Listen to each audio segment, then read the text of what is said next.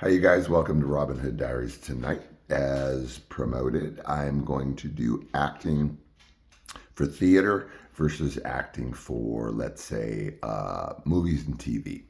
So we're going to compare and contrast, and I'm just going to chop because these shows, I don't want to keep you all that long.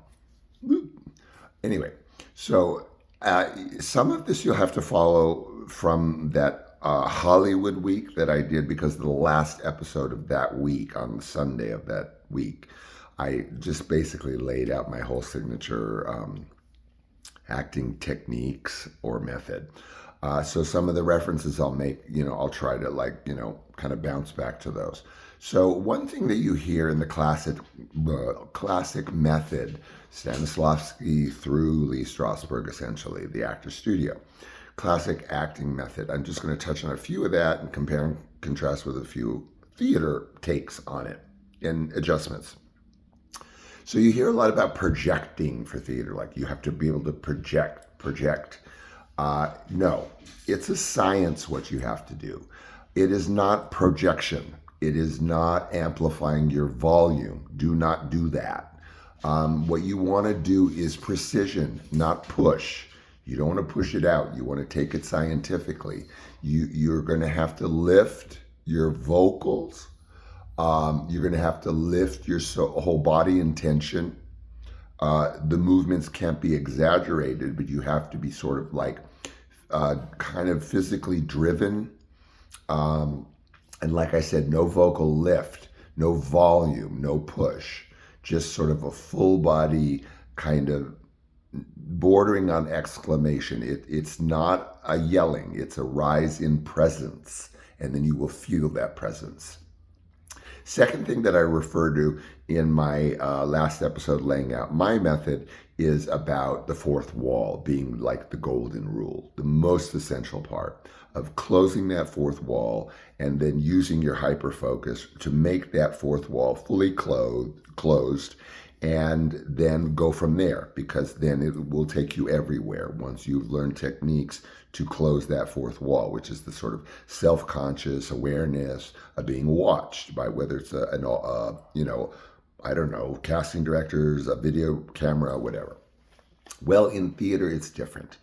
That fourth wall has to be porous. It's not solid. It's not fully closed. You have to be so intensely hyper-focused that you kind of have to put it somewhere else. So in film and television, you really have to work very hard on all the things that I mentioned in that episode about sort of grabbing that hyper-focus, closing that fourth wall, and it's nothing but you and the actor, correct? Not correct in theater necessarily. It has to be porous. You may have 2,000 people watching you, like when I was understudying Brad Savage the Amundsen Theater in Los Angeles. You can't be hollering out there, and you cannot close fully a fourth wall that's got like 1,000 people. So you need to remember that it is all real time, and that fourth wall is porous. It is inevitably absorbing and seeing, and you are hyper aware of that because you're on stage maintaining a driven presence that is not a higher volume. And you have to kind of accommodate that closed fourth wall, which is the closed fourth wall in television and movie acting. You are being filmed. There's edits. There's stops and starts. There ain't no friggin' stops and starts in theater, okay? It's unedited, as you know. No exaggeration of emotion. You do not exaggerate anything. You do not, like I said, increase any volume. You amplify your presence within that context. It's an amplification, literally, physically. You feel it.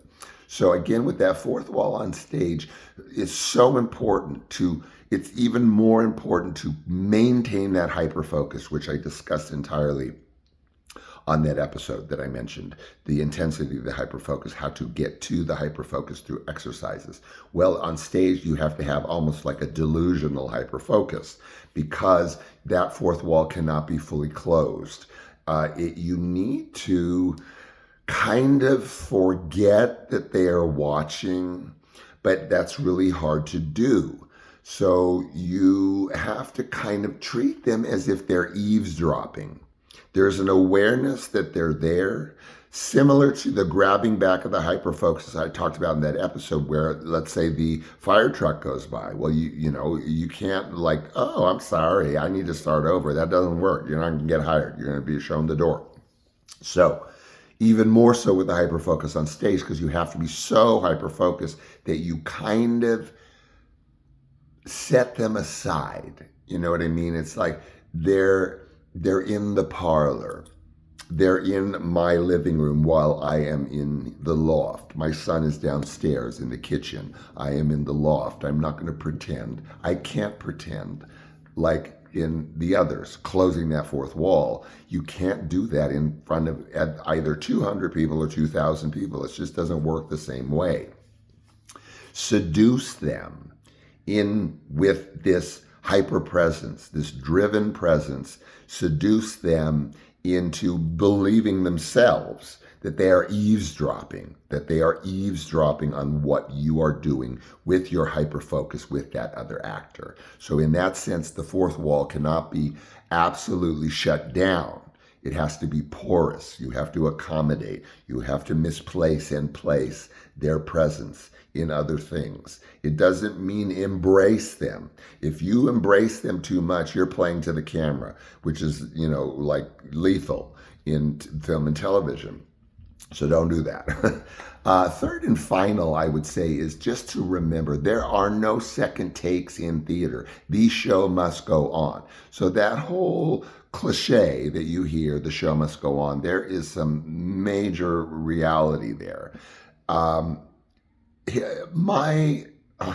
What I've always told actors as with regards stage acting, I have a saying, and I say dive in and stay in.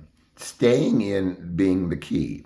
Dive in with that hyper focus. I mean, you got to go, all fours in, because you can't just traipse off that stage. So dive in and stay in, no matter what. Just like that fire truck going by on your audition, same thing. You get that self-consciousness and you grab back your hyper-focus with the exercises that I mentioned in that one episode that sort of encapsulates my signature techniques. And if you're able to take that one part of the television movie part, of the grabbing back of that hyper focus during a reading with that technique, which is all throughout that episode, then you are kind of doing the same thing on stage. You are so hyper focused that whenever you become self-conscious, grab back your hyper focus. You are the presence in the room. If you have to say, oh my God, Carol, I just had a deja vu. Anyway, what were we talking about? Do it if it feels natural, because I'm going to send you in that room and I'm going to power wash your brain of everything I've ever told you because it's already embedded. Well, with theater, you have to have that embedded. One of the things you have to commit. You have to commit that you're going into sort of an adrenaline-driven kind of hyperfocus. You're not delirious, but your hyperfocus has to be so razor sharp because you don't have, it is or it isn't. There's no stopping, there's no editing. Everything is in real time, and you cannot forget that what you are doing is in real time, whether you like it or not. I can't stop life. I can't make my son disappear in the kitchen, right? That doesn't happen. That doesn't happen in reality. So you have to dive in and stay in. This is real-time life. We don't stop life and say, oops, let me do that line over again. That's not how that works.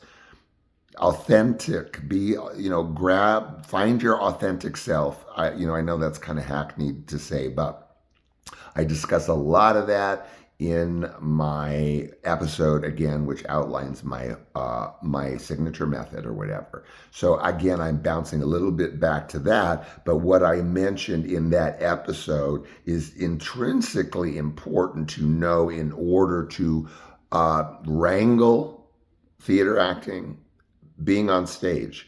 You have to have that as a foundation, and you work from that foundation that I laid out. I can't go over the whole thing all over again. And you use that grabbing of the hyperfocus. You commit to the character more than anything. And here's a trick. If you lose that focus on your character, If you ever feel disconnected from the character that you are playing, dive into subtext.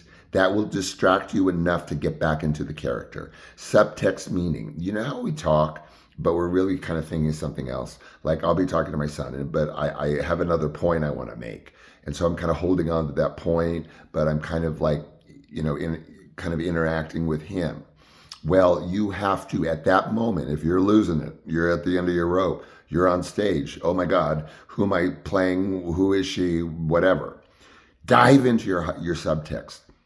Remember your lines, but just dive into some appropriate subtext, a deep thought that happens with all of us. We have deep thinking underneath our talking, right?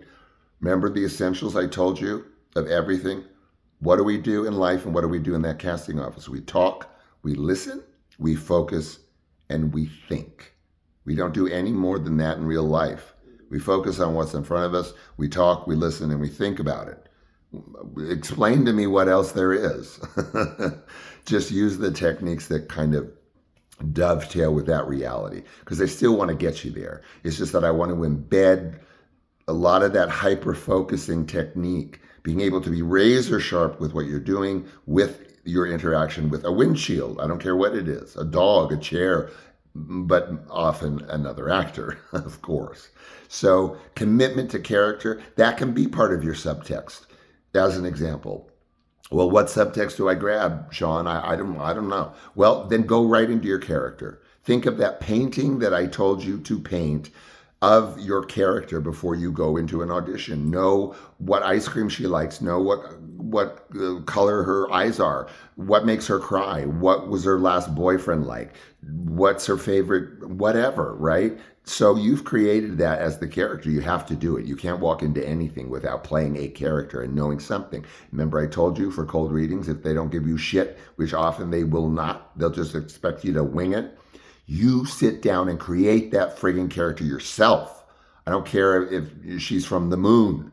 You clearly dive into a commitment to that character and you ask those questions and you embed that, you mantra it, you play. I don't care if you play it while you're falling asleep.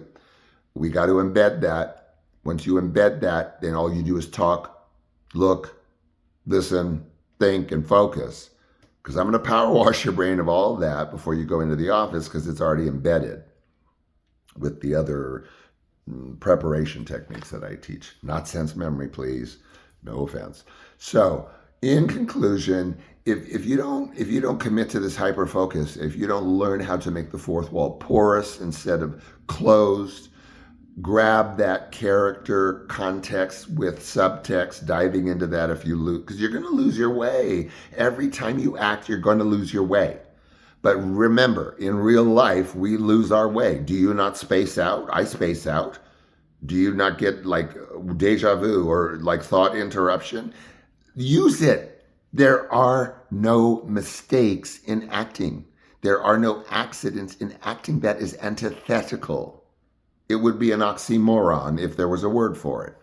So if you don't do these things, you will die before intermission, dear. I can promise you, you will tank before intermission. And then you lose audience for the second act.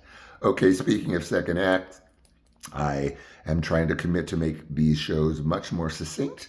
We are now towards the end of the week, of course, it being Friday, and Saturday, Sunday. I've promoted. We have a double 6-degree chat, and that will be with my husband of 33 years. Major double feature this weekend. I promise you it's going to be fascinating. More than fascinating. Okay, thanks for being here. As always, I love you, I adore you, and I will see you soon enough. Bye.